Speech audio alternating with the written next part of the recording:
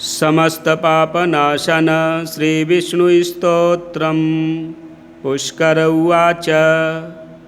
परदारपरद्रव्यजीवहिंसादिके यदा प्रवर्तते नृणां चित्तं प्रायश्चित्तं स्तुतिस्तदा। विष्णवे विष्णवे नित्यं विष्णवे विष्णवे नमः। नमामि विष्णुं चित्तस्थमहङ्कारगतिं हरिं। चित्तस्थमीशमव्यक्तमनन्तमपराजितं विष्णुमीड्यमशेषेण अनादिनिधनं विभुं। विष्णुर्चित्तगतो यन्मे विष्णुर्बुद्धिगतश्च यच्चाहङ्कारगो विष्णुर्यद्विष्णुर्मयसंस्थितः। करोति कर्म भूतोऽसौ स्थावरस्य चरस्य च तत्पापं नाशमायातु तस्मिन्नेव हि चिन्तिते। ध्यायतो हरित्यत्पापं स्वप्ने दृष्टस्तु भावनात् तमुपेन्द्रमहं विष्णुं प्रणतार्तिहरं हरिं। जगत्यस्मिन्निराधारे मज्जमाने तमस्यधः हस्तावलम्बनं विष्णुं प्रणमामि परात्परं। सर्वेश्वरेश्वर विभो परमात्मन्नधोक्षज। ऋषिकेश ऋषिकेश ऋषिकेश नमोऽस्तु ते। नृसिंहानन्त गोविन्द भूतभावन केशव। दुरुक्तं दुष्कृतं ध्यातं समयाघन्नमोऽस्तु ते। यन्मया चिन्तितं दुष्टं स्वचित्तवशवर्तिना अकार्यमहदत्युग्रं तच्छमन्नय केशव। ब्रह्मण्यदेव गोविन्द परमार्थपरायण। जगन्नाथ जगद्ध्यातः पापं प्रशमयाच्युत।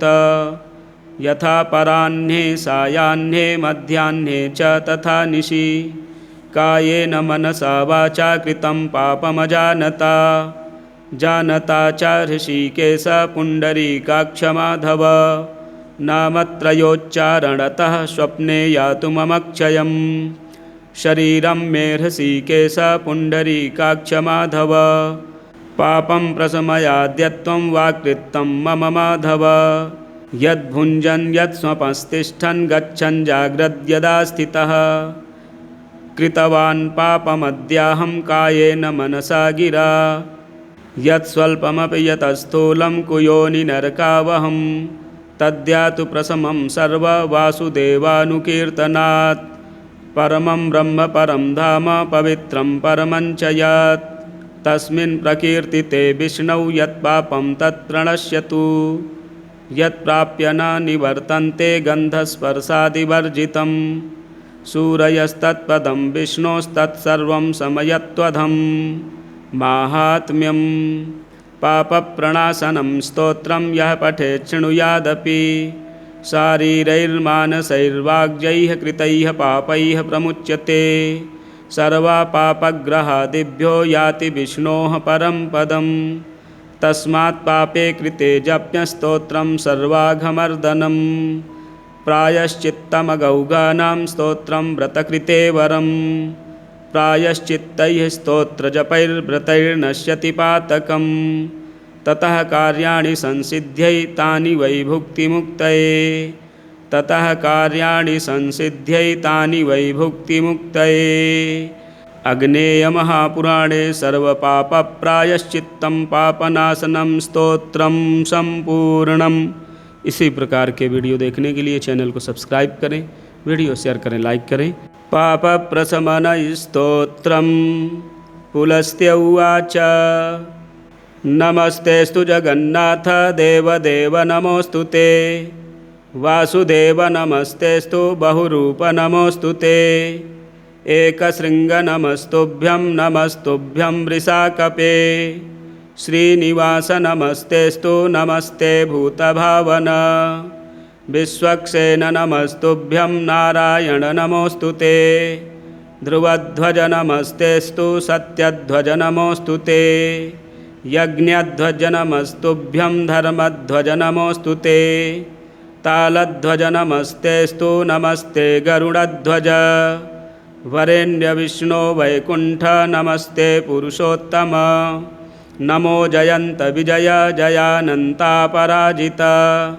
कृतावर्त महावर्त महादेव नमोऽस्तु ते। अनाद्याद्यन्तमध्यान्त नमस्ते पद्मजाप्रिय। पुरञ्जय नमस्तुभ्यं शत्रुञ्जय नमोऽस्तु ते। शुभञ्जय नमस्तेस्तु नमस्तेस्तु धनञ्जय।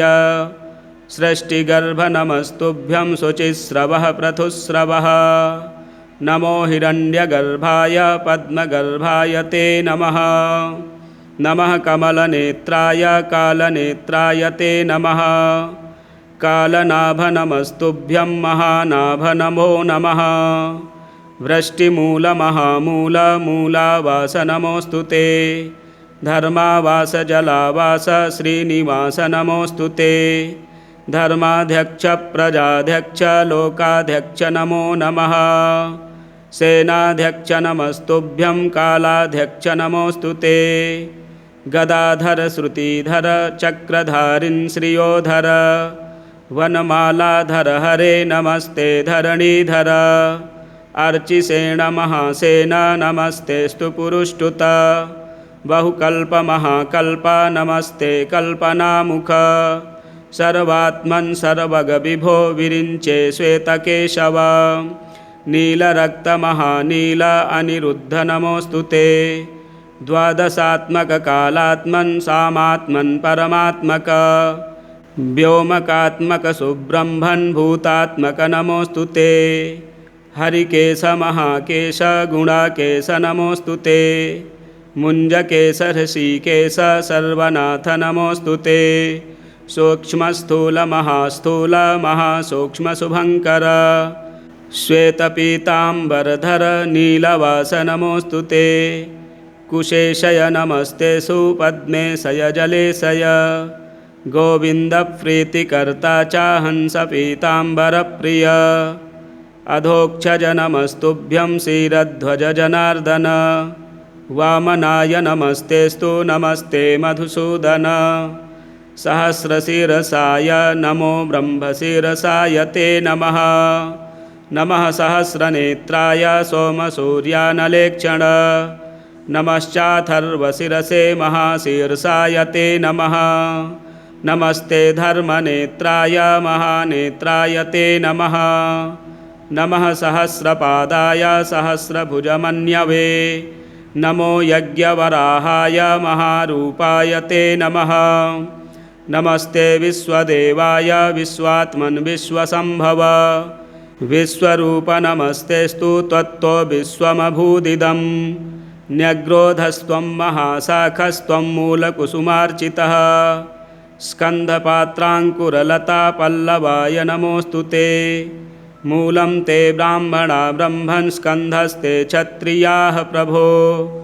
वैश्याः शाखादलं शूद्रा वनस्पते नमोऽस्तु ते। ब्राह्मणाः शाग्नयो वक्त्राः दोर्दण्डाः सायुधा नृपाः। पार्श्वाद्विषश्चोर्युगाज्जाताः शूद्राश्च पादतः। नेत्राद्भानुरभूतुभ्यं पद्भ्यां भूश्रोत्रयोर्दिशः।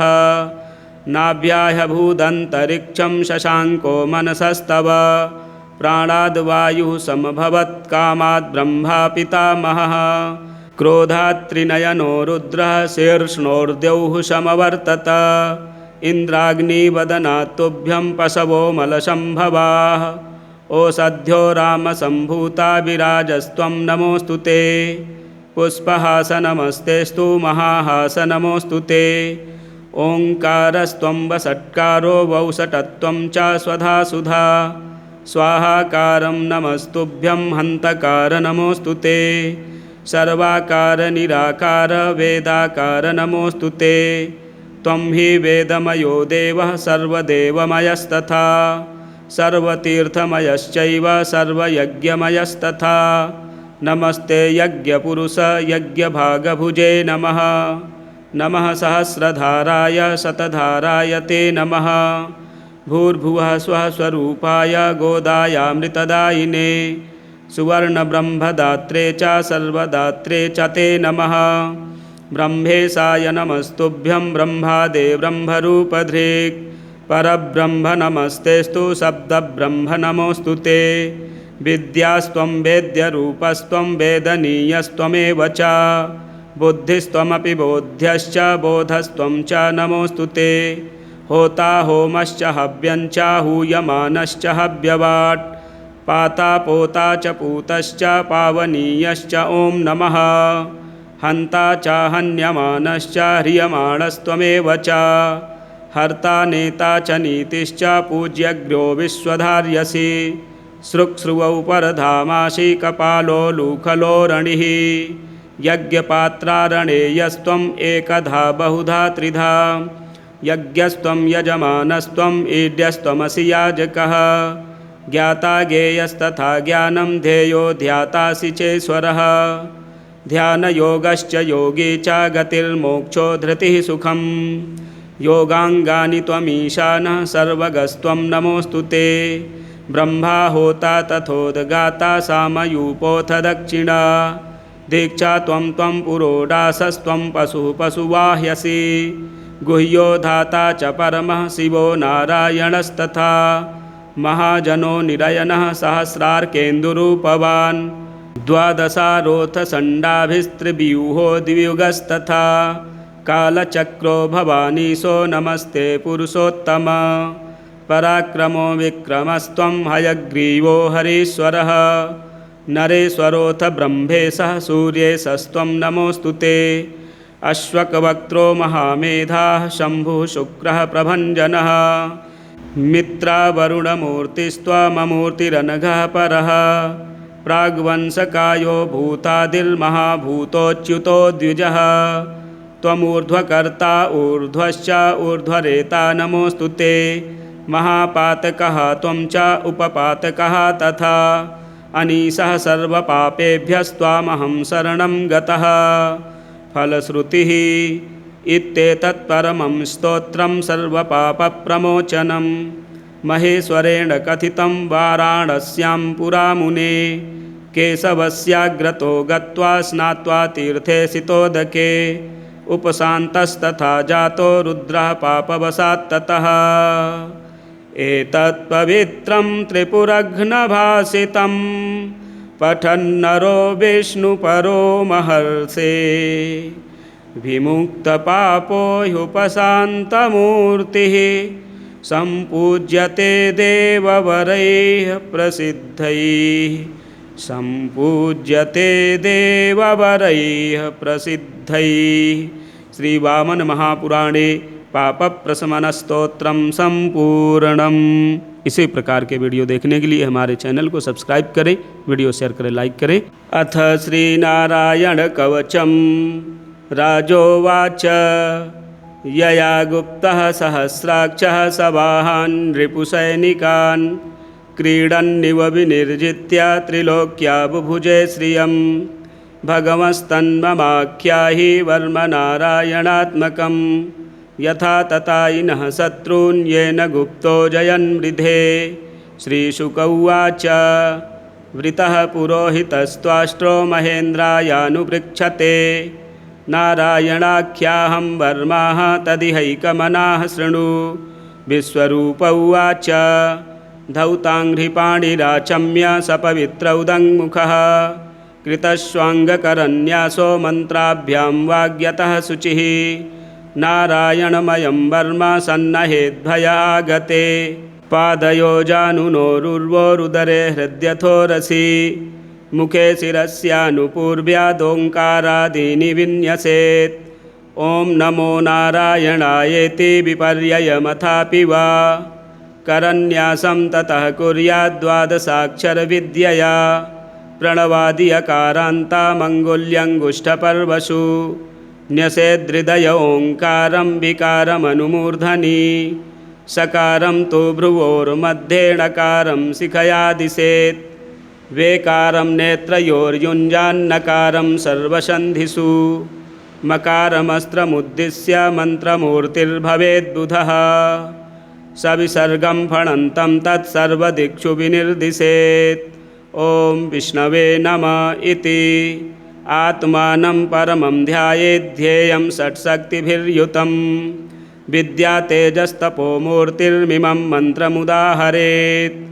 ॐ हरिर्विदध्यान्मम सर्वरक्षां न्यस्ताङ्घ्रिपद्मः पतगेन्द्रपृष्ठे दरारिचर्मासि गदेषु चाप पाषाणदधानोऽष्टगुणोऽष्टबाहुः जलेषु मां रक्षतु मत्स्यमूर्तिर्यादो गणेभ्यो वरुणस्य पाशात् स्थलेषु मायावटुवामनोऽव्यात् त्रिविक्रमः खेवतु विश्वरूपः दुर्गे स्वटव्याजिमुखादिषु प्रभुः पायान् नृसिंहोऽसुरयूथपारिः विमुञ्चतो यस्य महाट्टहासं दिशो विनेदुर्न्यपतश्च गर्भाः रक्षत्वसौ माध्वनियज्ञकल्पः स्वदष्ट्रयोनीतधरो वराहः रामोद्रिकूटे स्वथ विप्रवासे सलक्ष्मणो व्याद्भरताग्रजोऽस्मान् मामुग्रधर्मादखिलात् प्रमादान् नारायणः पातु नरश्च हासात् दत्तस्त्वयोगादथ योगनाथः पायाद्गुणेशः कपिलः कर्मबन्धात् सनत्कुमारो वतु कामदेवात् धयशीर्षां मां पथिदेवहेलनात् देवर्षिवर्यः पुरुषार्चनान्तरात् कूर्मो हरिर्मां निरयादशेषात् धन्वन्तरिर्भगवान् पात्वपथ्यात् द्वन्द्वाद्भयादृषभो निर्जितात्मा यज्ञश्च लोकादवताञ्जनान्ताद् बलो गणात् क्रोधवसादहीन्द्रः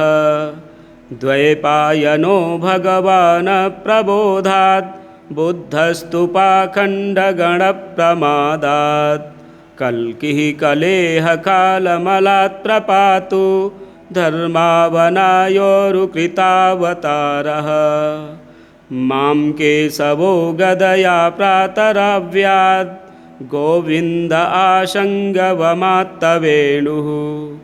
नारायणः प्राण्ढ उदात्तशक्तिर्मध्यं दिने विष्णुररीन्द्रपाणिः देवोपराह्ने मधुहोग्रधन्वा सायं त्रिधामावतु माधवो मां दोषेर्हृषीकेश उतार्धरात्रे निशीथ एकोऽवतु पद्मनाभः श्रीवत्सधामा पररात्रयीशः प्रत्यूष ईशोऽसिधरो जनार्दनः दामोदरो व्यादनुसन्ध्यं प्रभाते विश्वेश्वरो भगवान् कालमूर्तिः चक्रं युगान्तानलतिग्मनेमि भ्रमत्समन्ताद्भगवत्प्रयुक्तं दन्दग्ध्यरिसैन्यमाशु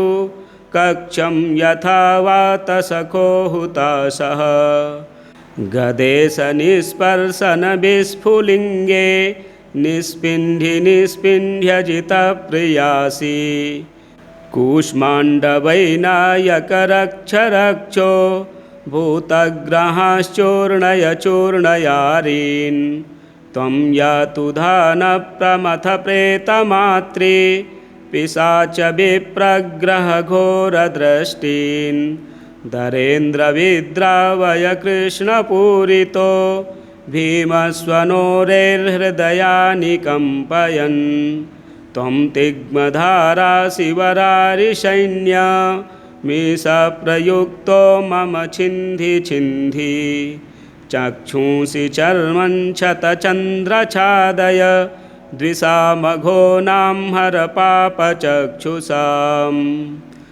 यन्नो भयं ग्रहेभ्यो भूत् केतुभ्यो नृभ्य एव च सरीसृपेभ्यो दष्ट्रेभ्यो भूतेभ्यो एव च सर्वाण्येतानि भगवन्नाम रूपास्त्रकीर्तनात् प्रयान्तु संक्षयं सद्यो येन श्रेयः प्रतीपकाः गरुडो भगवान् स्तोभश्छन्दोमयः प्रभुः रक्षत्वशेषकृच्छ्रेभ्यो विश्वक्सेनः स्वनामभिः सर्वापद्यो हरेर्नाम रूपयानायुधानि नः बुद्धीन्द्रियमनः प्राणान् पान्तु पार्षदभूषणाः यथा हि भगवानेव वस्तुतः सदसच्च यत् सत्येनानेन नः सर्वे यान्तु नाशमुपद्रवाः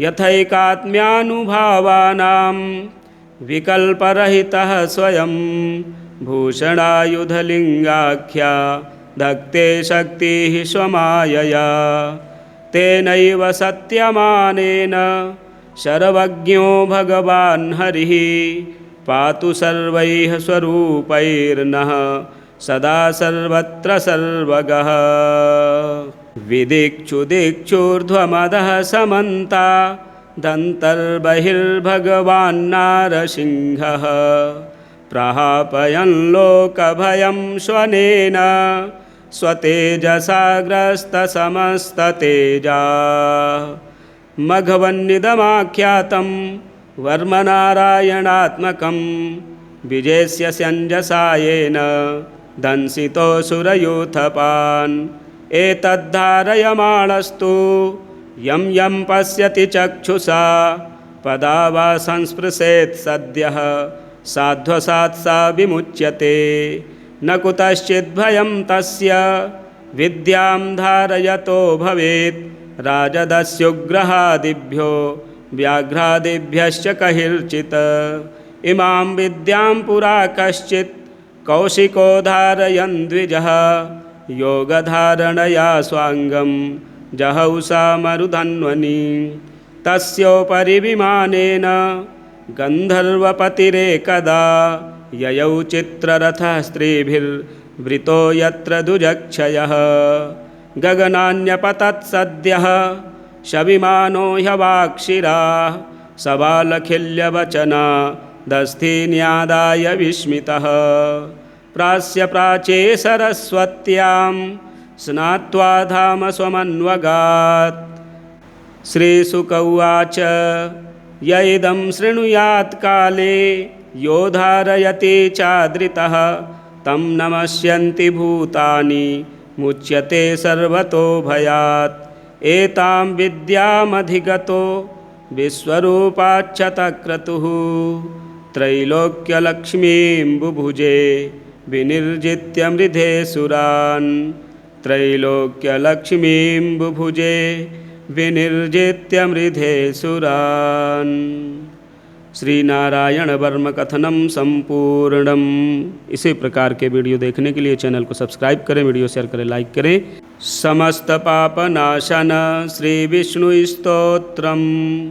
पुष्कर उवाच परदार परद्रव्य जीव हिंसादिके यदा प्रवर्तते नृणां चित्तं प्रायश्चित्तं स्तुतिस्तदा विष्णवे विष्णवे नित्यं विष्णवे विष्णवे नमः।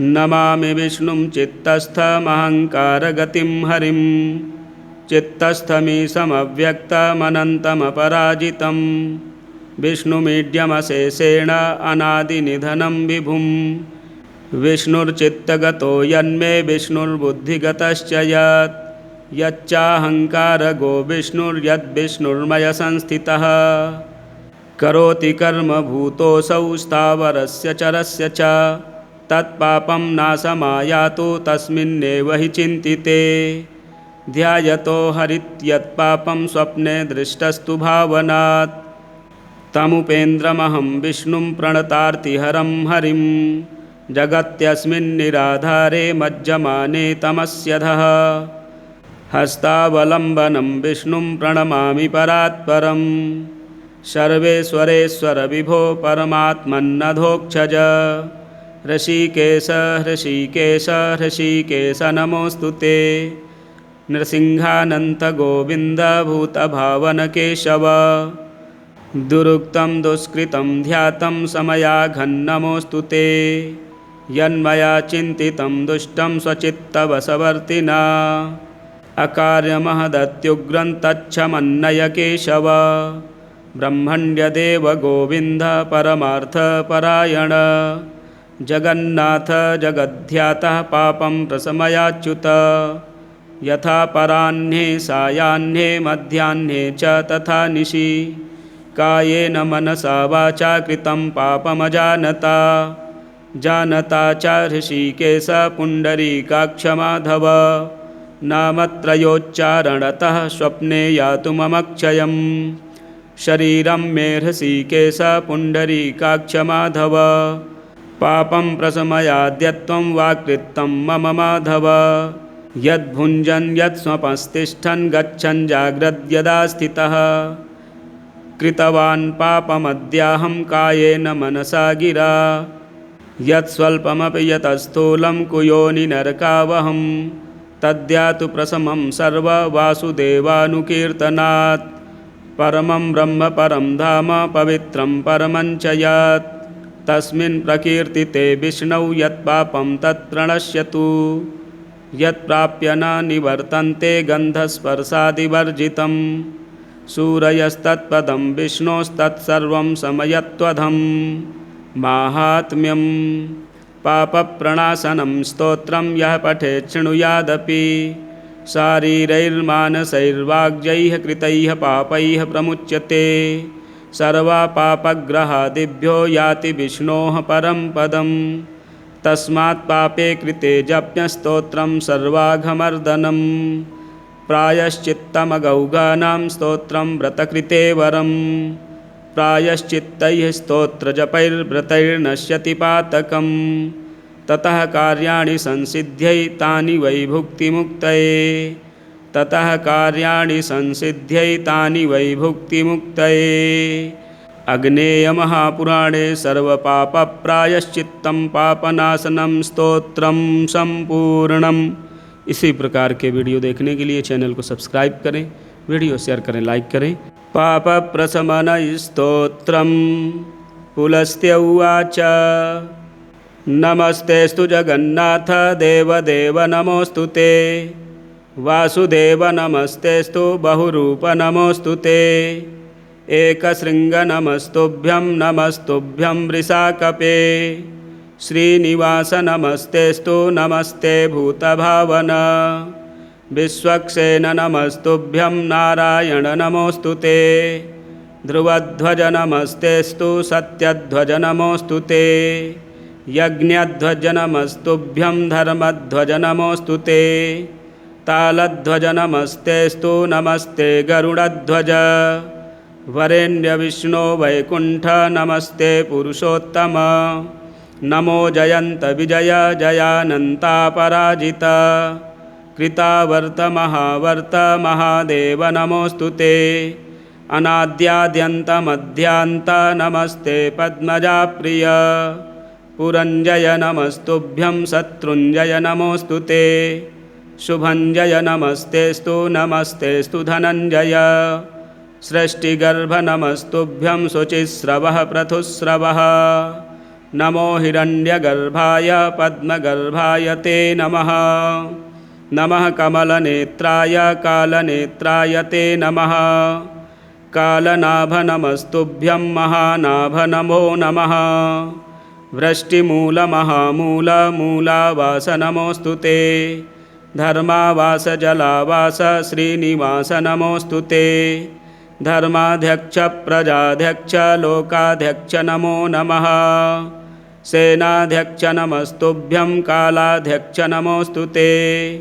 गदाधर श्रुतिधर चक्रधारिन् श्रियोधर। वनमालाधर हरे नमस्ते धरणीधर। अर्चिसेन महासेन नमस्तेस्तु पुरुष्टुत। बहुकल्प महाकल्प नमस्ते कल्पनामुख। सर्वात्मन् सर्वगविभो विरिञ्चे श्वेतकेशव। नीलरक्त महानील अनिरुद्ध नमोऽस्तु ते। द्वादशात्मक कालात्मन् सामात्मन् परमात्मक। व्योमकात्मक सुब्रह्मन् भूतात्मक नमोऽस्तु ते। हरिकेश महाकेश गुणाकेश नमोऽस्तु ते। मुञ्जकेश ऋषिकेश सर्वनाथ नमोऽस्तु ते। सूक्ष्मस्थूल महास्थूल महासूक्ष्म शुभङ्कर। श्वेतपीताम्बरधर नीलवास नमोऽस्तु ते। कुशेशय नमस्ते सुपद्मे शय जलेशय। गोविन्दप्रीतिकर्ता च हंसपीताम्बरप्रिय। अधोक्षज नमस्तुभ्यं क्षीरध्वज जनार्दन। वामनाय नमस्तेस्तु नमस्ते मधुसूदन। सहस्रशिरसाय नमो ब्रह्मशिरसाय ते नमः। नमः सहस्रनेत्राय सोमसूर्यानलेक्षण। नमश्चाथर्वशिरसे महाशीर्षाय ते नमः।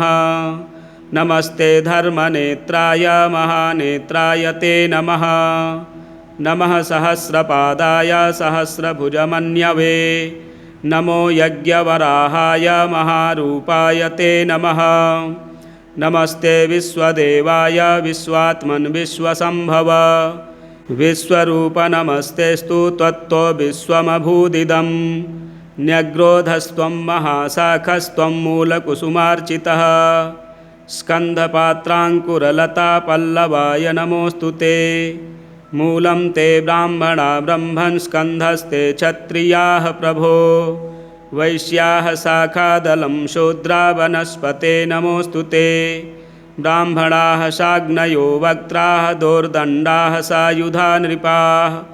पार्श्वाद्विषश्चोर्युगाज्जाताः शूद्राश्च पादतः। नेत्राद्भानुरभूतुभ्यं पद्भ्यां भूश्रोत्रयोर्दिशः।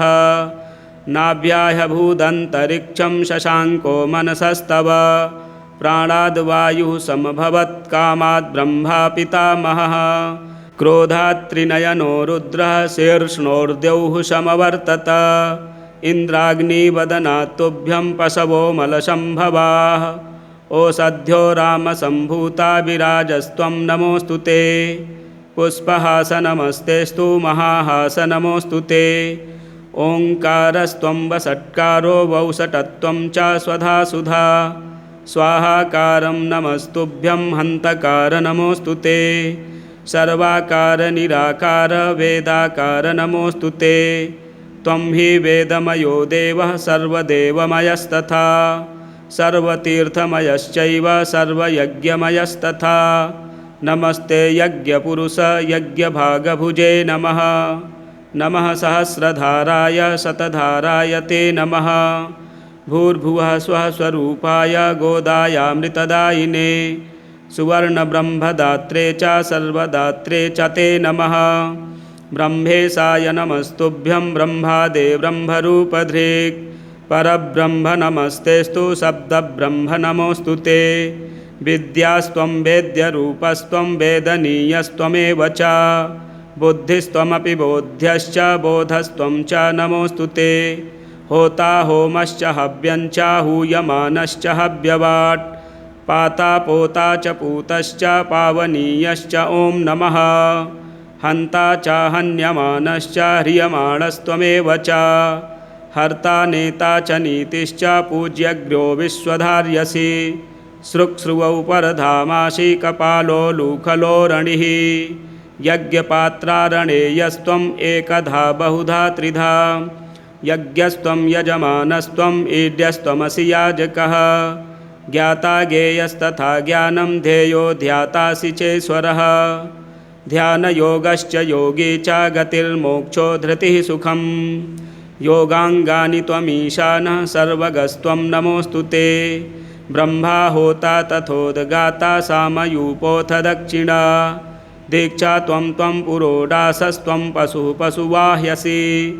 गुह्यो धाता च परमः शिवो नारायणस्तथा। महाजनो निरयनः सहस्रार्केन्दुरूपवान्। द्वादशारोऽथ षण्डाभिस्त्रिव्यूहो द्वियुगस्तथा।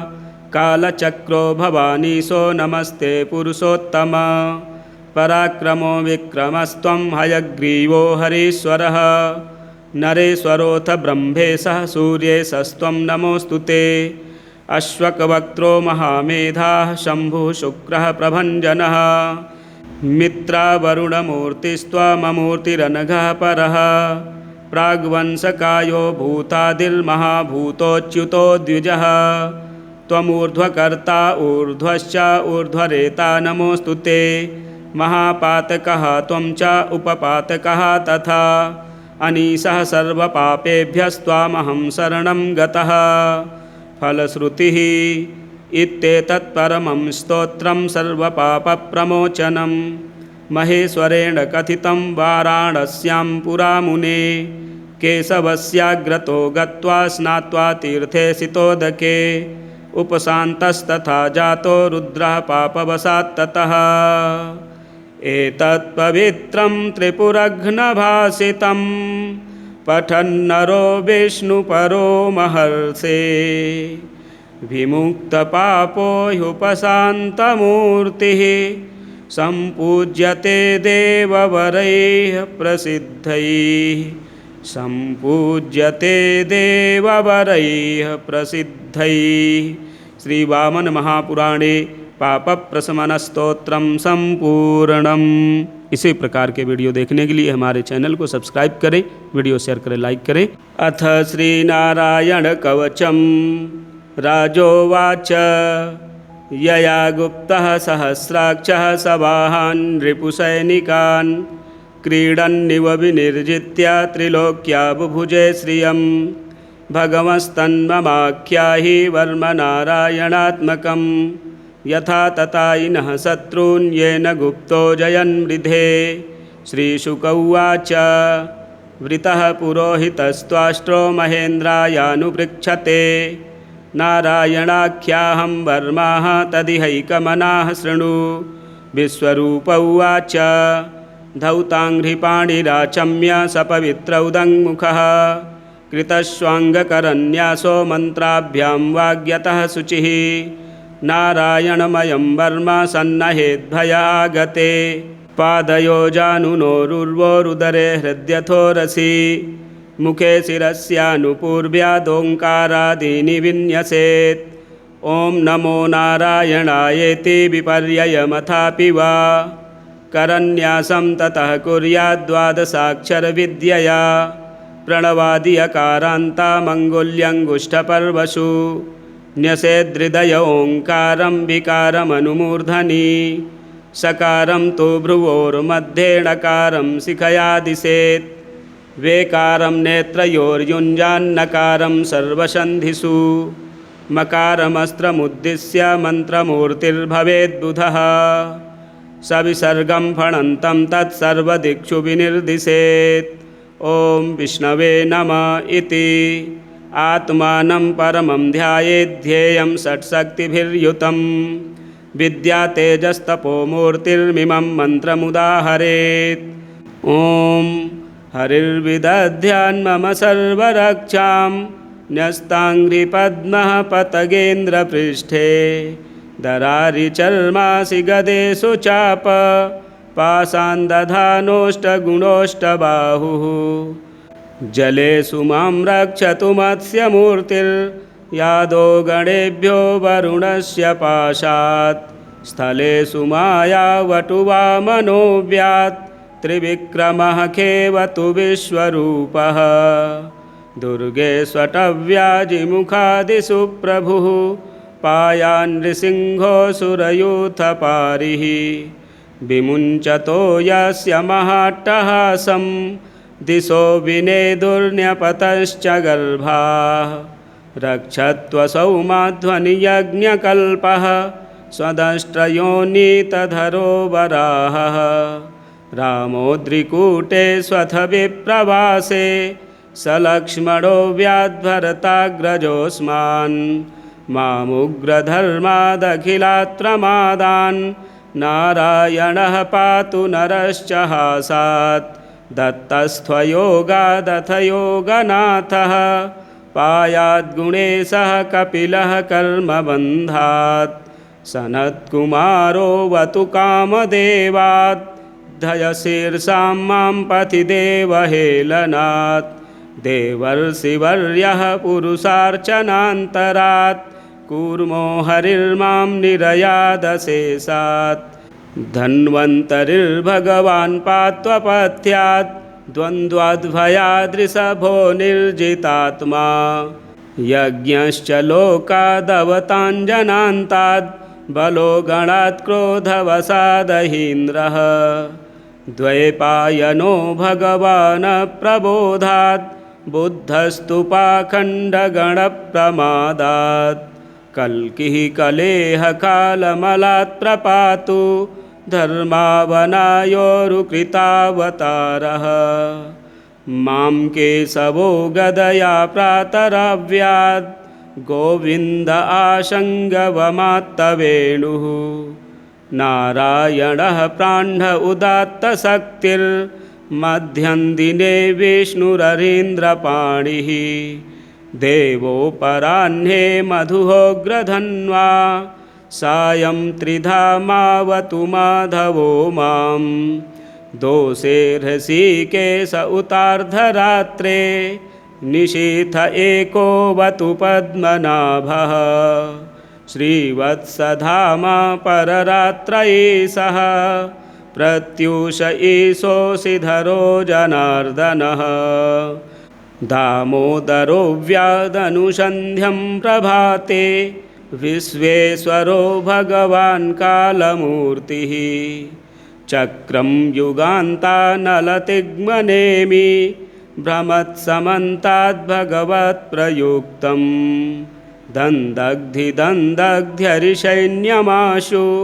कक्षं यथा वातसखो हुताशः गदेश निस्पर्शन विस्फुलिङ्गे निस्पिण्ढ्यजितप्रियासि कूष्माण्डवैनायकरक्षरक्षो भूतग्रहाश्चूर्णय चूर्णयारीन् त्वं यातु धानप्रमथ प्रेतमात्रे पिशाच विप्रग्रहघोरदृष्टीन् धरेन्द्रविद्रावय कृष्णपूरितो भीमस्वनोरेर्हृदयानि कम्पयन् त्वं तिग्मधारा शिवरारिसैन्य मीशप्रयुक्तो मम छिन्धि छिन्धि चक्षुंसि चर्मं क्षतचन्द्रछादय द्विषामघोनां हर पापचक्षुषाम्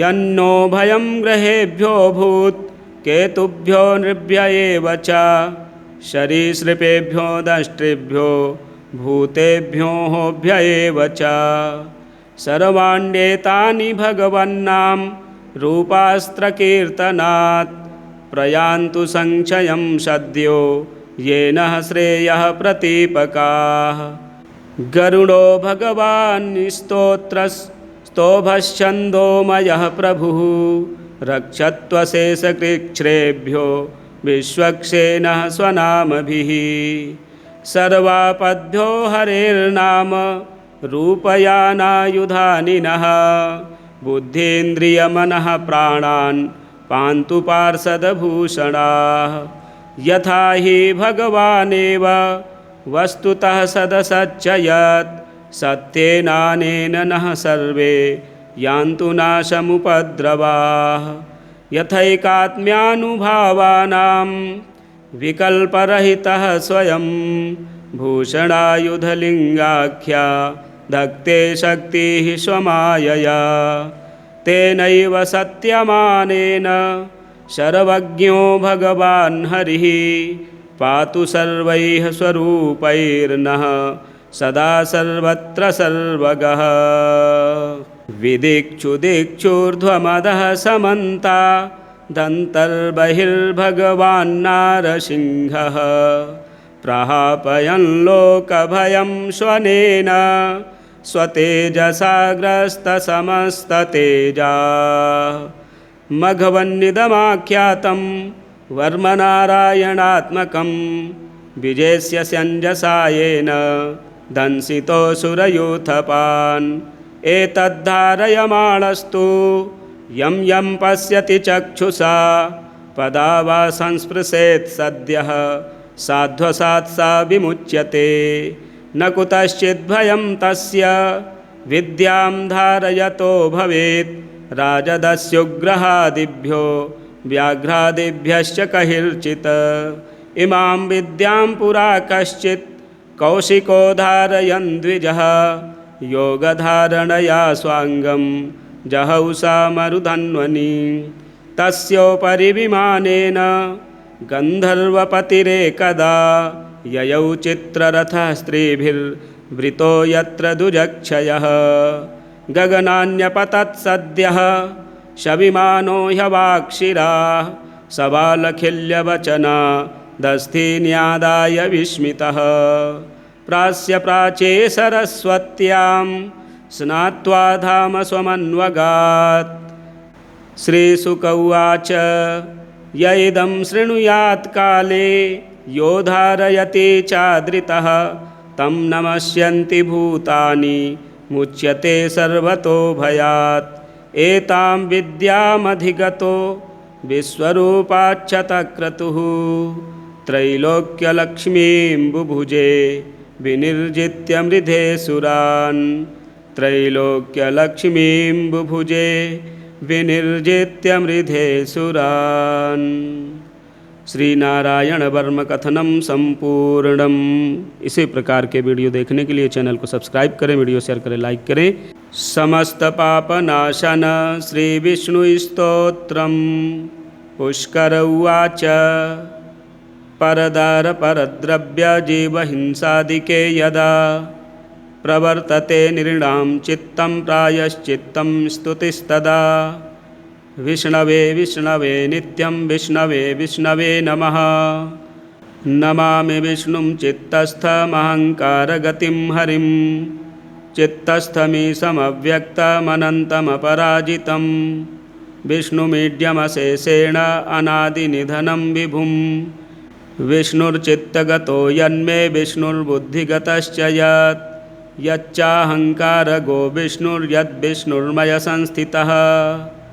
करोति कर्म भूतोऽसौ स्थावरस्य चरस्य च तत्पापं नाशमायातु तस्मिन्नेव हि चिन्तिते। ध्यायतो हरित्यत्पापं स्वप्ने दृष्टस्तु भावनात् तमुपेन्द्रमहं विष्णुं प्रणतार्तिहरं हरिं जगत्यस्मिन्निराधारे मज्जमाने तमस्यधः। हस्तावलम्बनं विष्णुं प्रणमामि परात्परम् सर्वेश्वरेश्वर विभो परमात्मन्नधोक्षज। ऋषिकेश ऋषिकेश ऋषिकेश नमोऽस्तु ते। नृसिंहानन्त गोविन्द भूतभावन केशव। दुरुक्तं दुष्कृतं ध्यातं समयाघन्नमोऽस्तु ते। यन्मया चिन्तितं दुष्टं स्वचित्तवशवर्तिना अकार्यमहदत्युग्रं तच्छमन्नय केशव। ब्रह्मण्यदेव गोविन्द परमार्थपरायण जगन्नाथ जगद्ध्यातः पापं प्रशमयाच्युत। यथा पराह्ने सायाह्ने मध्याह्ने च तथा निशि कायेन मनसा वाचा कृतं पापमजानता।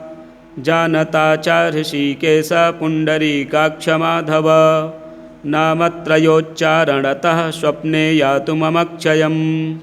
शरीरं मे ऋषिकेश पुण्डरीकाक्ष माधव पापं प्रशमयाद्यत्वं वाक्कृतं मम माधव।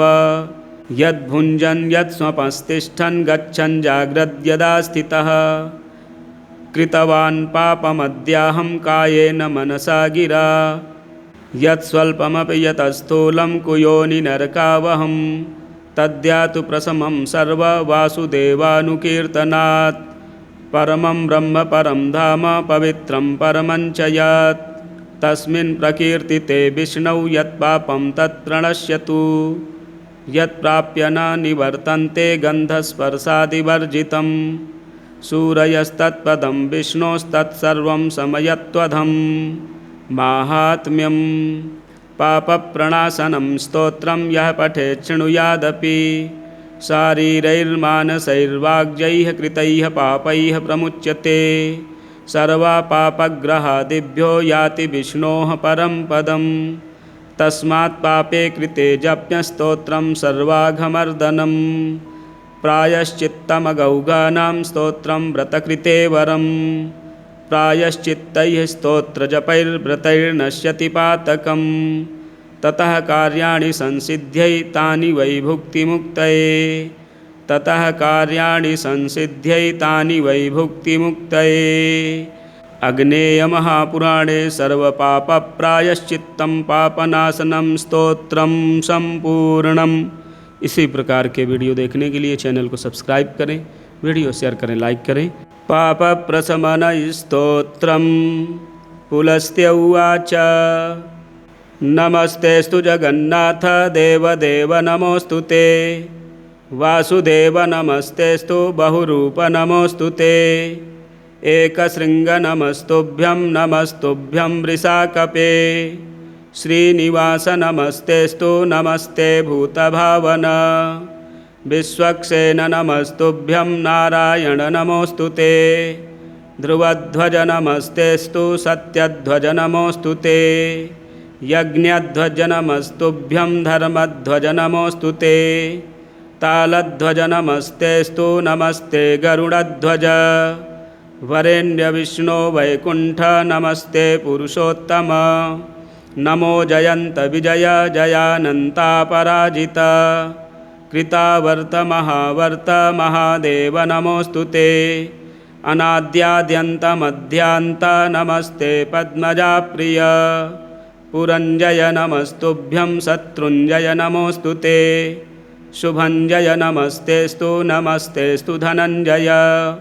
सृष्टिगर्भ नमस्तुभ्यं शुचिस्रवः पृथुस्रवः। नमो हिरण्यगर्भाय पद्मगर्भाय ते नमः। नमः कमलनेत्राय कालनेत्राय ते नमः। कालनाभ नमस्तुभ्यं महानाभ नमो नमः। वृष्टिमूलमहामूल मूलावास नमोऽस्तु ते। धर्मावास जलावास श्रीनिवास नमोऽस्तु ते। धर्माध्यक्ष प्रजाध्यक्ष लोकाध्यक्ष नमो नमः। सेनाध्यक्ष नमस्तुभ्यं कालाध्यक्ष नमोऽस्तु ते। गदाधर श्रुतिधर चक्रधारिन् श्रियोधर। वनमालाधर हरे नमस्ते धरणीधर। अर्चिसेन महासेन नमस्तेस्तु पुरुष्टुत। बहुकल्प महाकल्प नमस्ते कल्पनामुख। सर्वात्मन् सर्वगविभो विरिञ्चे श्वेतकेशव। नीलरक्तमहानील अनिरुद्ध नमोऽस्तु ते। द्वादशात्मक कालात्मन् सामात्मन् परमात्मक। व्योमकात्मक सुब्रह्मन् भूतात्मक नमोऽस्तु ते। हरिकेश महाकेश गुणाकेश नमोऽस्तु ते। मुञ्जकेश ऋषिकेश सर्वनाथ नमोऽस्तु ते। सूक्ष्मस्थूल महास्थूल महासूक्ष्म शुभङ्कर। श्वेतपीताम्बरधर नीलवास नमोऽस्तु ते। कुशेशय नमस्तेषु पद्मे शय जले शय। गोविन्दप्रीतिकर्ता च हंसपीताम्बरप्रिय।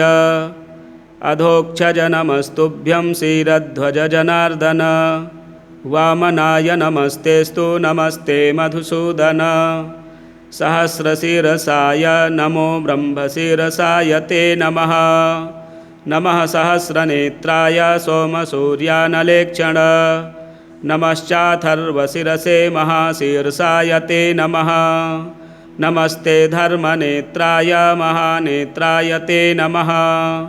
नमः सहस्रपादाय सहस्रभुजमन्यवे। नमो यज्ञवराहाय महारूपाय ते नमः। नमस्ते विश्वदेवाय विश्वात्मन् विश्वसम्भव। विश्वरूप नमस्तेस्तु त्वत्तो विश्वमभूदिदं। न्यग्रोधस्त्वं महाशाखस्त्वं मूलकुसुमार्चितः। स्कन्धपात्राङ्कुरलतापल्लवाय नमोऽस्तु ते। मूलं ते ब्राह्मणा ब्रह्मन् स्कन्धस्ते क्षत्रियाः प्रभो। वैश्याः शाखादलं शूद्रा वनस्पते नमोऽस्तु ते। ब्राह्मणाः शाग्नयो वक्त्राः दोर्दण्डाः सायुधा नृपाः। पार्श्वाद्विषश्चोरुयुगाज्जाताः शूद्राश्च पादतः। नेत्राद्भानुरभूतुभ्यं पद्भ्यां भूश्रोत्रयोर्दिशः। नाभ्याह्यभूदन्तरिक्षं शशाङ्को मनसस्तव। प्राणाद्वायुः समभवत् कामाद् ब्रह्मा पितामहः। क्रोधात्रिनयनो रुद्रः शीर्ष्णोर्द्यौः समवर्तत इन्द्राग्निवदनात् तुभ्यं पशवो मलसम्भवाः ओषध्यो रामसम्भूता विराजस्त्वं नमोऽस्तु ते पुष्पहासनमस्तेस्तु महाहासनमोऽस्तु ते ओङ्कारस्त्वं वषट्कारो वौषटत्वं च स्वधा सुधा स्वाहाकारं नमस्तुभ्यं हन्तकार नमोऽस्तु ते सर्वाकार निराकार वेदाकार नमोऽस्तु ते त्वं हि वेदमयो देवः सर्वदेवमयस्तथा सर्वतीर्थमयश्चैव सर्वयज्ञमयस्तथा नमस्ते यज्ञपुरुष यज्ञभागभुजे नमः नमः सहस्रधाराय शतधाराय ते नमः भूर्भुवः स्वः स्वरूपाय गोदायामृतदायिने सुवर्णब्रह्मदात्रे च सर्वदात्रे च ते नमः ब्रह्मेशाय नमस्तुभ्यं ब्रह्मादे ब्रह्मरूपधृक् परब्रह्म नमस्तेस्तु शब्दब्रह्म नमोऽस्तु ते विद्यास्त्वं वेद्यरूपस्त्वं वेदनीयस्त्वमेव च बुद्धिस्त्वमपि बोध्यश्च बोधस्त्वं च नमोऽस्तु ते होता होमश्च हव्यञ्च हूयमानश्च हव्यवाट् पाता पोता च पूतश्च पावनीयश्च ॐ नमः हन्ता च हन्यमानश्च ह्रियमाणस्त्वमेव च हर्ता नेता च नीतिश्च पूज्यग्र्यो विश्वधार्यसि सृक्सृवौ परधामासि कपालो लूखलोरणिः यज्ञपात्रारणेयस्त्वम् एकधा बहुधा त्रिधा यज्ञस्त्वं यजमानस्त्वम् ईड्यस्त्वमसि याजकः ज्ञाता ज्ञेयस्तथा ज्ञानं ध्येयो ध्यातासि चेश्वरः ध्यानयोगश्च योगी च गतिर्मोक्षो धृतिः सुखं योगाङ्गानि त्वमीशानः सर्वगस्त्वं नमोऽस्तु ते ब्रह्मा होता तथोद्गाता सामयूपोऽथ दक्षिणा दीक्षा त्वं पुरोडासस्त्वं पशुः पशुवाह्यसि गुह्यो धाता च परमः शिवो नारायणस्तथा महाजनो निरयनः सहस्रार्केन्दुरूपवान् द्वादशारोऽथ षण्डाभिस्त्रिव्यूहो द्वियुगस्तथा कालचक्रो भवानीशो नमस्ते पुरुषोत्तम पराक्रमो विक्रमस्त्वं हयग्रीवो हरीश्वरः नरेश्वरोऽथ ब्रह्मेशः सूर्येशस्त्वं नमोऽस्तु ते अश्वकवक्त्रो महामेधाः शम्भुः शुक्रः प्रभञ्जनः मित्रावरुणमूर्तिस्त्वममूर्तिरनघः परः प्राग्वंशकायो भूतादिर्महाभूतोच्युतो द्विजः त्वमूर्ध्वकर्ता ऊर्ध्वश्च ऊर्ध्वरेता नमोऽस्तु ते महापातकः त्वं च उपपातकः तथा अनीशः सर्वपापेभ्यस्त्वामहं शरणं गतः फलश्रुतिः इत्येतत्परमं स्तोत्रं सर्वपापप्रमोचनं महेश्वरेण कथितं वाराणस्यां पुरा मुने केशवस्याग्रतो गत्वा स्नात्वा तीर्थे सितोदके उपशान्तस्तथा जातो रुद्रः पापवशात् ततः एतत्पवित्रं त्रिपुरघ्नभासितं पठन्नरो विष्णुपरो महर्षे विमुक्तपापो ह्युपशान्तमूर्तिः सम्पूज्यते देववरैः प्रसिद्धैः सम्पूज्यते देववरैः प्रसिद्धैः। श्री वामन महापुराणे पापप्रशमन स्तोत्रम संपूर्णम। इसी प्रकार के वीडियो देखने के लिए हमारे चैनल को सब्सक्राइब करें, वीडियो शेयर करें, लाइक करें। अथ श्री नारायण कवचम। राजोवाच यया गुप्तः सहस्राक्षः सवाहान् रिपुसैनिकान् क्रीडन्निव विनिर्जित्य त्रिलोक्या बुभुजे श्रियं भगवस्तन्ममाख्याहि वर्म नारायणात्मकं यथा तथायिनः शत्रून् येन गुप्तो जयन्मृधे। श्रीशुक उवाच वृतः पुरोहितस्त्वाष्ट्रो महेन्द्रायानुपृच्छते नारायणाख्याहं वर्माः तदिहैकमनाः शृणु। विश्वरूप उवाच धौताङ्घ्रिपाणिराचम्य सपवित्रौदङ्मुखः कृतस्वाङ्गकरन्यासो मन्त्राभ्यां वाग्यतः शुचिः नारायणमयं वर्मा सन्नहेद्भयागते पादयो जानुनोरुर्वोरुदरे हृद्यथोरसि मुखे शिरस्यानुपूर्व्यादोङ्कारादीनि विन्यसेत् ॐ नमो नारायणायेति विपर्ययमथापि वा करन्यासं ततः कुर्याद्द्वादशाक्षरविद्यया प्रणवादियकारान्तामङ्गुल्यङ्गुष्ठपर्वसु न्यसेदृदय ओङ्कारं विकारमनुमूर्धनि सकारं तु भ्रुवोर्मध्ये णकारं शिखया दिशेत् वेकारं नेत्रयोर्युञ्जान्नकारं सर्वसन्धिषु मकारमस्त्रमुद्दिश्य मन्त्रमूर्तिर्भवेद्बुधः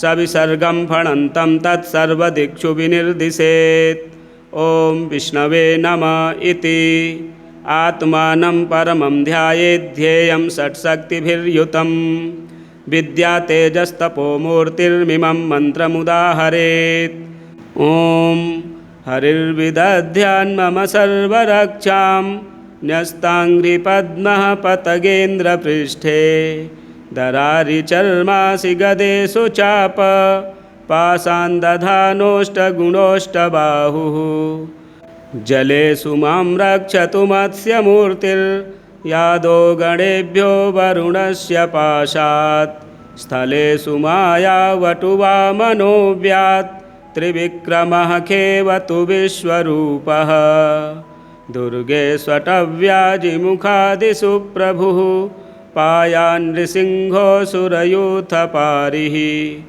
विमुञ्चतो यस्य महाट्टहासं दिशो विनेदुर्न्यपतश्च गर्भाः रक्षत्वसौ माध्वनियज्ञकल्पः स्वदष्ट्रयोनीतधरो वराहः रामोद्रिकूटे स्वथ विप्रवासे सलक्ष्मणो व्याद्भरताग्रजोऽस्मान् मामुग्रधर्मादखिलात्रमादान् नारायणः पातु नरश्च हासात् दत्तस्त्वयोगादथ योगनाथः पायाद्गुणेशः कपिलः कर्मबन्धात् सनत्कुमारोऽवतु कामदेवात् धयशीर्षां मां पथि देवहेलनात् देवर्षिवर्यः पुरुषार्चनान्तरात् कूर्मो हरिर्मां निरयादशेषात्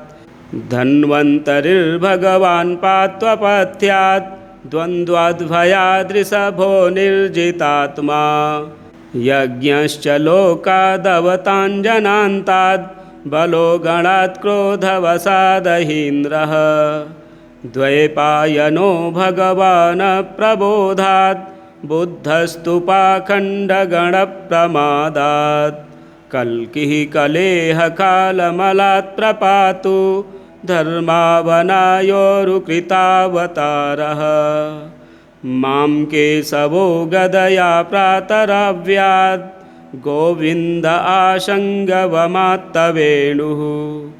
नारायणः प्राह्न उदात्तशक्तिर्मध्यं दिने विष्णुररीन्द्रपाणिः देवोपराह्ने मधुहोग्रधन्वा सायं त्रिधामावतु माधवो मां दोषेर्हृषीकेश उतार्धरात्रे निशीथ एकोऽवतु पद्मनाभः श्रीवत्सधामा पररात्रयीशः प्रत्यूष ईशोऽसिधरो जनार्दनः दामोदरो व्यादनुसन्ध्यं प्रभाते विश्वेश्वरो भगवान् कालमूर्तिः चक्रं युगान्तानलतिग्मनेमि भ्रमत्समन्ताद्भगवत्प्रयुक्तं दन्दग्ध्यरिसैन्यमाशु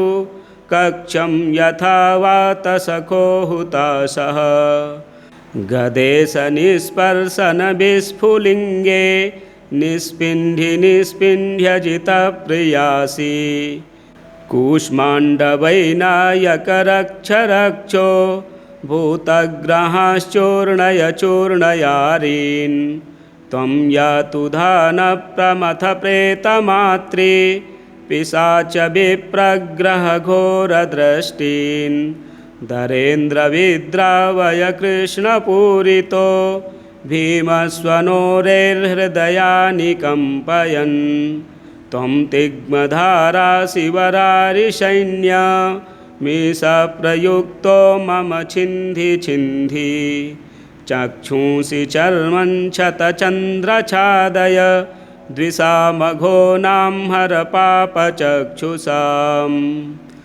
यन्नो भयं ग्रहेभ्यो भूत् केतुभ्यो नृभ्य एव च सरीसृपेभ्यो दष्ट्रेभ्यो भूतेभ्यो होभ्य एव च सर्वाण्येतानि भगवन्नाम रूपास्त्रकीर्तनात् प्रयान्तु संक्षयं सद्यो येन श्रेयः प्रतीपकाः गरुडो भगवान् स्तोभश्छन्दोमयः प्रभुः रक्षत्वशेषकृच्छ्रेभ्यो विश्वक्सेनः स्वनामभिः सर्वापद्भ्यो हरेर्नाम रूपयानायुधानि नः बुद्धीन्द्रियमनः प्राणान् पान्तु पार्षदभूषणाः यथा हि भगवानेव वस्तुतः सदसच्चयत् सत्येनानेन नः सर्वे यान्तु नाशमुपद्रवाः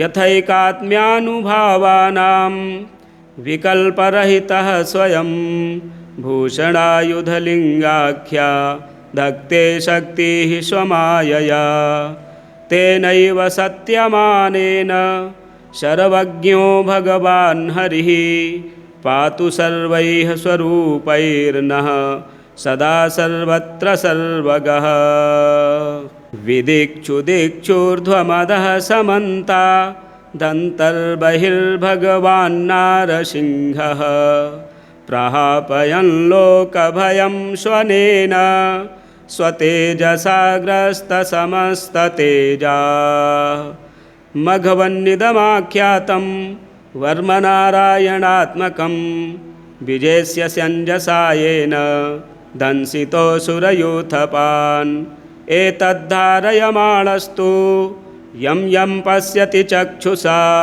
पदा वा संस्पृशेत् सद्यः साध्वसात् सा विमुच्यते न कुतश्चिद्भयं तस्य विद्यां धारयतो भवेत् राजदस्युग्रहादिभ्यो व्याघ्रादिभ्यश्च कहिर्चित् इमां विद्यां पुरा कश्चित् कौशिको धारयन् द्विजः योगधारणया स्वाङ्गं जहौषा मरुधन्वनि तस्योपरि विमानेन गन्धर्वपतिरेकदा ययौ चित्ररथः स्त्रीभिर्वृतो यत्र दुजक्षयः गगनान्यपतत् सद्यः शविमानो ह्यवाक्षिराः सबालखिल्यवचना दस्थिन्यादाय विस्मितः प्रास्य प्राचे सरस्वत्यां स्नात्वा धाम स्वमन्वगात् श्रीशुक उवाच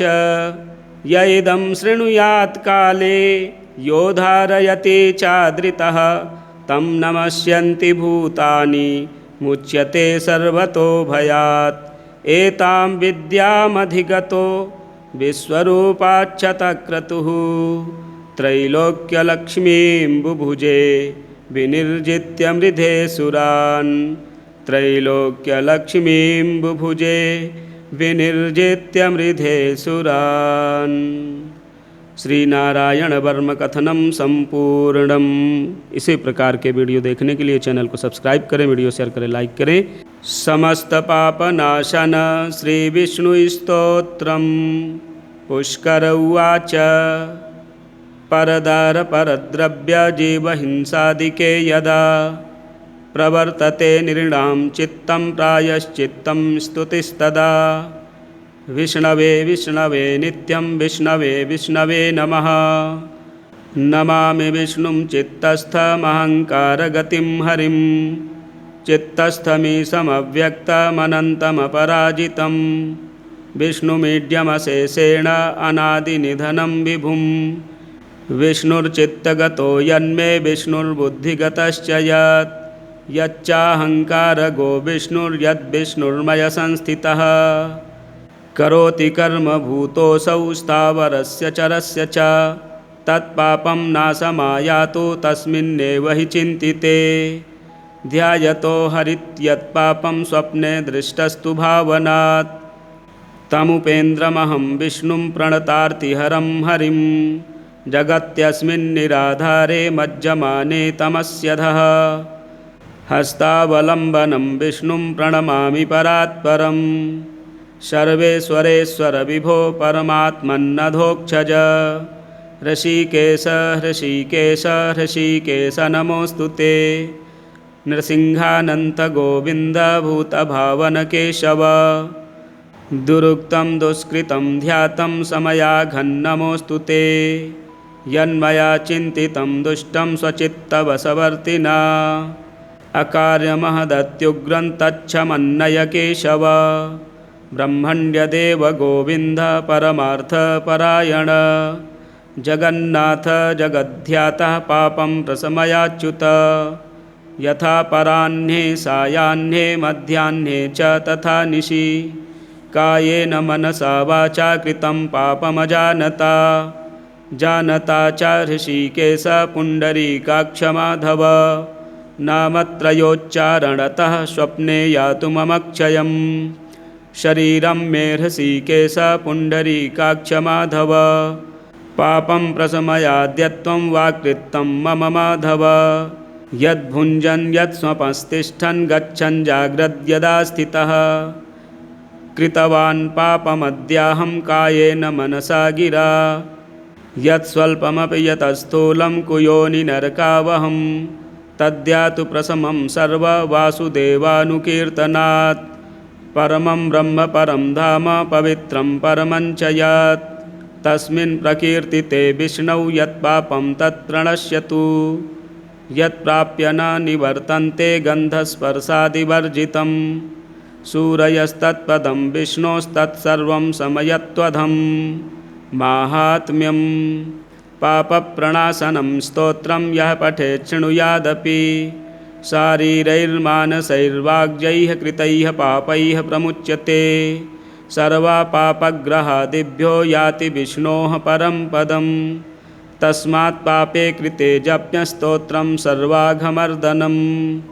प्रायश्चित्तमगौगानां स्तोत्रं व्रतकृते वरं प्रायश्चित्तैः स्तोत्रजपैर्व्रतैर्नश्यति पातकं ततः कार्याणि संसिद्ध्यै तानि वै भुक्तिमुक्तये ततः कार्याणि संसिद्ध्यै तानि वै भुक्तिमुक्तये अग्नेयमहापुराणे सर्वपापप्रायश्चित्तं पापनाशनं स्तोत्रं संपूर्णम्। इसी प्रकार के वीडियो देखने के लिए चैनल को सब्सक्राइब करें, वीडियो शेयर करें, लाइक करें। पाप प्रशमन स्तोत्रम पुलस्त्य उवाच नमस्तेस्तु जगन्नाथ देवदेव नमोऽस्तु ते वासुदेव नमस्तेस्तु बहुरूप नमोऽस्तु ते एकशृङ्ग नमस्तुभ्यं नमस्तुभ्यं वृषाकपे श्रीनिवास नमस्तेस्तु नमस्ते भूतभावन विश्वक्सेन नमस्तुभ्यं नारायण नमोऽस्तु ते ध्रुवध्वज नमस्तेस्तु सत्यध्वज नमोऽस्तु ते यज्ञध्वज नमस्तुभ्यं धर्मध्वज नमोऽस्तु ते तालध्वज नमस्तेस्तु नमस्ते गरुडध्वज वरेण्यविष्णो वैकुण्ठ नमस्ते पुरुषोत्तम नमो जयन्त विजय जयानन्तापराजित कृतावर्त महावर्त महादेव नमोऽस्तु ते अनाद्याद्यन्तमध्यान्त नमस्ते पद्मजाप्रिय पुरञ्जय नमस्तुभ्यं शत्रुञ्जय नमोऽस्तु ते शुभञ्जय नमस्तेस्तु नमस्तेस्तु धनञ्जय सृष्टिगर्भ नमस्तुभ्यं शुचिस्रवः पृथुस्रवः नमो हिरण्यगर्भाय पद्मगर्भाय ते नमः नमः कमलनेत्राय कालनेत्राय ते नमः कालनाभ नमस्तुभ्यं महानाभ नमो नमः वृष्टिमूलमहामूलमूलावास नमोऽस्तु ते। धर्मावास जलावास श्रीनिवास नमोऽस्तु ते। धर्माध्यक्ष प्रजाध्यक्ष लोकाध्यक्ष नमो नमः। सेनाध्यक्ष नमस्तुभ्यं कालाध्यक्ष नमोऽस्तु ते। गदाधर श्रुतिधर चक्रधारिन् श्रियोधर वनमालाधर हरे नमस्ते धरणीधर। अर्चिसेन महासेन नमस्तेस्तु पुरुष्टुत। बहुकल्प महाकल्प नमस्ते कल्पनामुख। सर्वात्मन् सर्वगविभो विरिञ्चे श्वेतकेशव। नीलरक्त महानील अनिरुद्ध नमोऽस्तु ते। द्वादशात्मक कालात्मन् सामात्मन् परमात्मक। व्योमकात्मक सुब्रह्मन् भूतात्मक नमोऽस्तु ते। हरिकेश महाकेश गुणाकेश नमोऽस्तु ते। मुञ्जकेश ऋषिकेश सर्वनाथ नमोऽस्तु ते। सूक्ष्मस्थूल महास्थूल महासूक्ष्मशुभङ्कर। श्वेतपीताम्बरधर नीलवास नमोऽस्तु ते। कुशेशय नमस्तेषु पद्मे शय जले शय।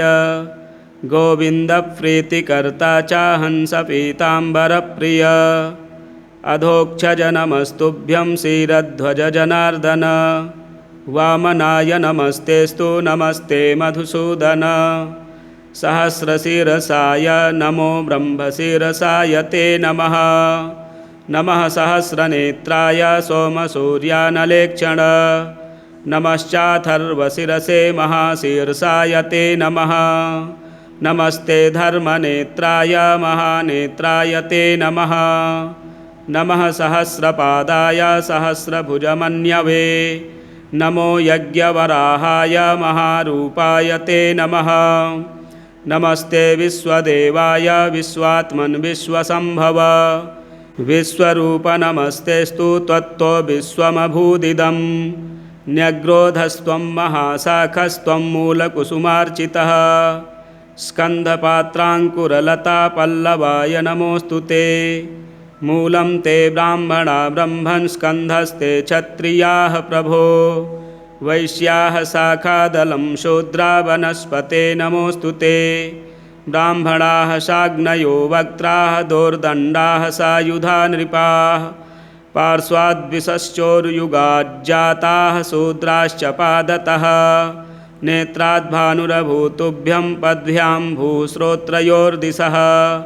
नाभ्याह्यभूदन्तरिक्षं शशाङ्को मनसस्तव। प्राणाद्वायुः समभवत्कामाद् ब्रह्मा पितामहः। क्रोधात् त्रिनयनो रुद्रः शीर्ष्णोर्द्यौः समवर्तत। इन्द्राग्निवदनात् तुभ्यं पशवो मलसम्भवाः। ओषध्यो रामसम्भूता विराजस्त्वं नमोऽस्तु ते। पुष्पहास नमस्तेस्तु महाहास नमोऽस्तु ते। ओङ्कारस्त्वं वषट्कारो वौषटत्वं च स्वधासुधा। स्वाहाकारं नमस्तुभ्यं हन्तकार नमोऽस्तु ते। सर्वाकार निराकार वेदाकार नमोऽस्तु ते। त्वं हि वेदमयो देवः सर्वदेवमयस्तथा। सर्वतीर्थमयश्चैव सर्वयज्ञमयस्तथा। नमस्ते यज्ञपुरुष यज्ञभागभुजे नमः। नमः सहस्रधाराय शतधाराय ते नमः। भूर्भुवः स्वः स्वरूपाय गोदायामृतदायिने। सुवर्णब्रह्मदात्रे च सर्वदात्रे च ते नमः। ब्रह्मेशाय नमस्तुभ्यं ब्रह्मादे ब्रह्मरूपधृक्। परब्रह्म नमस्तेस्तु शब्दब्रह्म नमोऽस्तु ते। विद्यास्त्वं वेद्यरूपस्त्वं वेदनीयस्त्वमेव च। बुद्धिस्त्वमपि बोध्यश्च बोधस्त्वं च नमोऽस्तु ते। होता होमश्च हव्यं च हूयमानश्च हव्यवाट्। पाता पोता च पूतश्च पावनीयश्च ॐ नमः। हन्ता च हन्यमानश्च ह्रियमाणस्त्वमेव च। हर्ता नेता च नीतिश्च पूज्यग्र्यो विश्वधार्यसि। सृक्सृवौ परधामासि कपालो लूखलोरणिः। यज्ञपात्रारणेयस्त्वम् एकधा बहुधा त्रिधा। यज्ञस्त्वं यजमानस्त्वम् ईड्यस्त्वमसि याजकः। ज्ञाता ज्ञेयस्तथा ज्ञानं ध्येयो ध्यातासि चेश्वरः ध्यानयोगश्च योगी च गतिर्मोक्षो धृतिः सुखम् योगाङ्गानि त्वमीशानः सर्वगस्त्वं नमोऽस्तु ते ब्रह्मा होता तथोदगाता सामयूपोऽथ दक्षिणा दीक्षा त्वं पुरोडासस्त्वं पशुः पशुवाह्यसि गुह्यो धाता च परमः शिवो नारायणस्तथा महाजनो निरयनः सहस्रार्केन्दुरूपवान् द्वादशारोऽथ षण्डाभिस्त्रिव्यूहो द्वियुगस्तथा कालचक्रो भवानीशो नमस्ते पुरुषोत्तम पराक्रमो विक्रमस्त्वं हयग्रीवो हरीश्वरः नरेश्वरोऽथ ब्रह्मेशः सूर्येशस्त्वं नमोऽस्तु ते अश्वकवक्त्रो महामेधाः शम्भुः शुक्रः प्रभञ्जनः मित्रावरुणमूर्तिस्त्वममूर्तिरनघः परः प्राग्वंशकायो भूतादिर्महाभूतोच्युतो द्विजः त्वमूर्ध्वकर्ता ऊर्ध्वश्च ऊर्ध्वरेता नमोऽस्तु ते महापातकः त्वं च उपपातकः तथा अनीशः सर्वपापेभ्यस्त्वामहं शरणं गतः फलश्रुतिः इत्येतत्परमं स्तोत्रं सर्वपापप्रमोचनं महेश्वरेण कथितं वाराणस्यां पुरा मुने केशवस्याग्रतो गत्वा स्नात्वा तीर्थे सितोदके उपशान्तस्तथा जातो रुद्रः पापवशात् ततः एतत्पवित्रं त्रिपुरघ्नभासितं पठन्नरो विष्णुपरो महर्षे विमुक्तपापो ह्युपशान्तमूर्तिः सम्पूज्यते देववरैः प्रसिद्धैः सम्पूज्यते देववरैः प्रसिद्धैः। श्री वामन महापुराणे पापप्रशमन स्तोत्रम संपूर्णम। इसी प्रकार के वीडियो देखने के लिए हमारे चैनल को सब्सक्राइब करें, वीडियो शेयर करें, लाइक करें।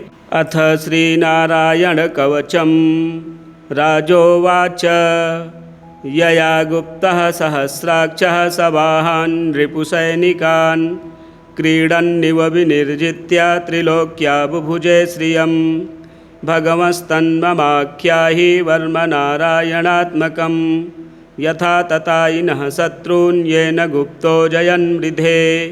श्रीशुक उवाच वृतः पुरोहितस्त्वाष्ट्रो महेन्द्रायानुपृच्छते नारायणाख्याहं वर्माः तदिहैकमनाः शृणु।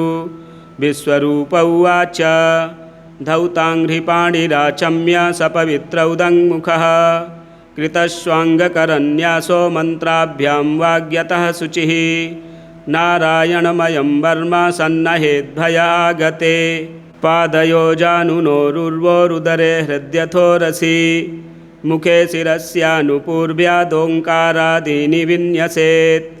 ॐ नमो नारायणायेति विपर्ययमथापि वा करन्यासं ततः कुर्याद्द्वादशाक्षरविद्यया प्रणवादियकारान्तामङ्गुल्यङ्गुष्ठपर्वसु न्यसेदृदय ओङ्कारं विकारमनुमूर्धनि सकारं तु भ्रुवोर्मध्ये णकारं शिखयादिशेत् वेकारं नेत्रयोर्युञ्जान्नकारं सर्वसन्धिषु मकारमस्त्रमुद्दिश्य मन्त्रमूर्तिर्भवेद्बुधः सविसर्गं फणन्तं तत्सर्वदिक्षु विनिर्दिशेत्। ॐ विष्णवे नमः इति आत्मानं परमं ध्यायेद्धेयं षट्शक्तिभिर्युतं विद्यातेजस्तपोमूर्तिर्मिमं मन्त्रमुदाहरेत्।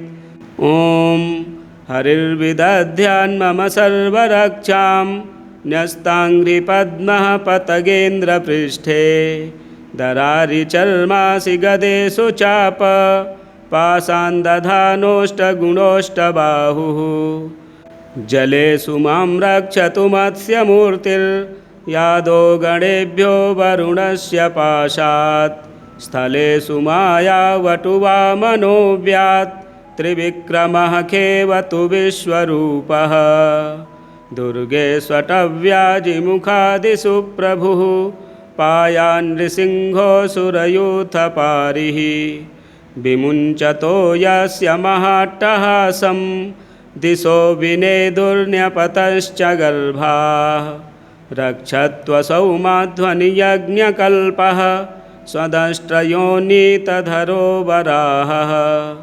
रामोद्रिकूटे स्वथ विप्रवासे सलक्ष्मणो व्याद्भरताग्रजोऽस्मान् मामुग्रधर्मादखिलात्रमादान् नारायणः पातु नरश्च हासात् दत्तस्त्वयोगादथ योगनाथः पायाद्गुणेशः कपिलः कर्मबन्धात् सनत्कुमारो वतु कामदेवात् धयशीर्षां मां पतिदेवहेलनात्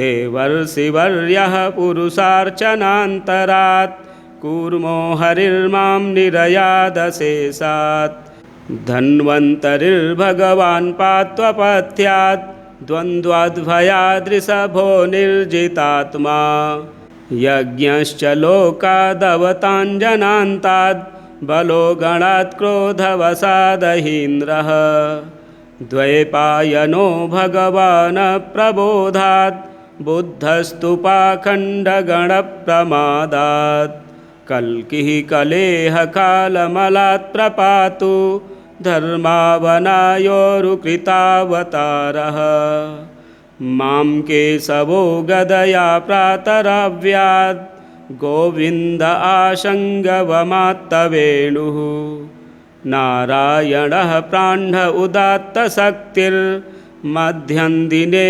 विष्णुररीन्द्रपाणिः देवोपराह्ने मधुहोग्रधन्वा सायं त्रिधा मावतु माधवो मां दोषे हृषीकेश उतार्धरात्रे निशीथ एकोऽवतु पद्मनाभः श्रीवत्सधामा पररात्रयेशः प्रत्यूष ईशोऽसिधरो जनार्दनः दामोदरो व्यादनुसन्ध्यं प्रभाते विश्वेश्वरो भगवान् कालमूर्तिः चक्रं युगान्तानलतिग्मनेमि भ्रमत्समन्ताद्भगवत्प्रयुक्तं दन्दग्ध्यरिसैन्यमाशु कक्षं यथा वातसखो हुताशः गदेश निस्पर्शन विस्फुलिङ्गे निस्पिण्ढ्यजितप्रियासि कूष्माण्डवैनायकरक्षरक्षो भूतग्रहाश्चूर्णयचूर्णयारीन् त्वं यातु धानप्रमथप्रेतमात्रे पिशाच विप्रग्रहघोरदृष्टीन् धरेन्द्रविद्रावय कृष्णपूरितो भीमस्वनोरेर्हृदयानि कम्पयन् त्वं तिग्मधारा शिवरारिसैन्य मीशप्रयुक्तो मम छिन्धि छिन्धि चक्षुंसि चर्मं क्षतचन्द्रछादय द्विषामघोनां हर पापचक्षुषाम् यन्नो भयं ग्रहेभ्यो भूत् केतुभ्यो नृभ्य एव च सरीसृपेभ्यो दष्ट्रेभ्यो भूतेभ्यो होभ्य एव च सर्वाण्येतानि भगवन्नाम रूपास्त्रकीर्तनात् प्रयान्तु संक्षयं सद्यो येन श्रेयः प्रतीपकाः गरुडो भगवान् स्तोभश्छन्दोमयः प्रभुः रक्षत्वशेषकृच्छ्रेभ्यो विश्वक्सेनः स्वनामभिः सर्वापद्भ्यो हरेर्नाम रूपयानायुधानि नः बुद्धीन्द्रियमनः प्राणान् पान्तु पार्षदभूषणाः यथा हि भगवानेव वस्तुतः सदसच्च यत् सत्येनानेन नः सर्वे यान्तु नाशमुपद्रवाः यथैकात्म्यानुभावानां विकल्परहितः स्वयं भूषणायुधलिङ्गाख्या धत्ते शक्तिः स्वमायया तेनैव सत्यमानेन सर्वज्ञो भगवान् हरिः पातु सर्वैः स्वरूपैर्नः सदा सर्वत्र सर्वगः। विदिक्षुदिक्षूर्ध्वमदः समन्ता दन्तर्बहिर्भगवान् नारसिंहः प्रहापयन् लोकभयं स्वनेन स्वतेजसाग्रस्तसमस्ततेजा। मघवन्निदमाख्यातं वर्मनारायणात्मकं विजेस्य स्यञ्जसा येन दंसितोऽसुरयूथपान्। एतद्धारयमाणस्तु यं यं पश्यति चक्षुषा पदा वा संस्पृशेत् सद्यः साध्वसात् सा विमुच्यते। न कुतश्चिद्भयं तस्य विद्यां धारयतो भवेत् राजदस्युग्रहादिभ्यो व्याघ्रादिभ्यश्च कहिर्चित्। इमां विद्यां पुरा कश्चित् कौशिको धारयन् द्विजः योगधारणया स्वाङ्गं जहौषा मरुधन्वनि। तस्योपरि विमानेन गन्धर्वपतिरेकदा ययौ चित्ररथः स्त्रीभिर्वृतो यत्र दुजक्षयः। गगनान्यपतत् सद्यः शविमानो ह्यवाक्षिराः सबालखिल्यवचना दस्थिन्यादाय विस्मितः। प्रास्य प्राचे सरस्वत्यां स्नात्वा धाम स्वमन्वगात्। श्रीशुक उवाच य इदं शृणुयात् काले यो धारयति चादृतः तं नमस्यन्ति भूतानि मुच्यते सर्वतो भयात्। एतां विद्यामधिगतो विश्वरूपाच्छतक्रतुः त्रैलोक्यलक्ष्मीं बुभुजे विनिर्जित्य मृधे सुरान्। त्रैलोक्यलक्ष्मीं बुभुजे विनिर्जित्य मृधे सुरान्। श्री नारायण वर्म कथनम संपूर्णम। इसी प्रकार के वीडियो देखने के लिए चैनल को सब्सक्राइब करें, वीडियो शेयर करें, लाइक करें। जय श्री राम।